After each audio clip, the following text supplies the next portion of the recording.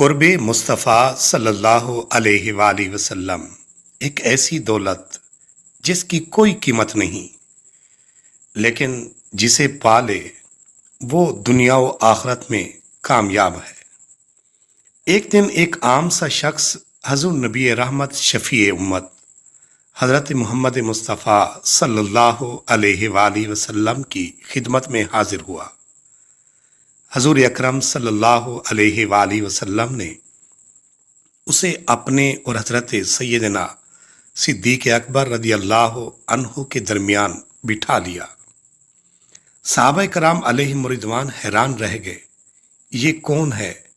ایسا کون سا عمل ہے جس نے اسے اس قدر مقام عطا کیا؟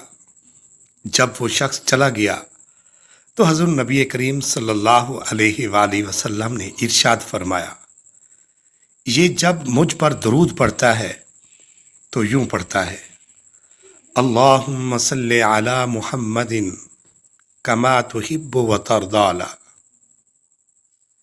ناظرین، یہی ہے راز قرب مصطفیٰ صلی اللہ علیہ وآلہ وسلم کا۔ خالص محبت، اخلاص بھرا درود اور دل کی سچائی۔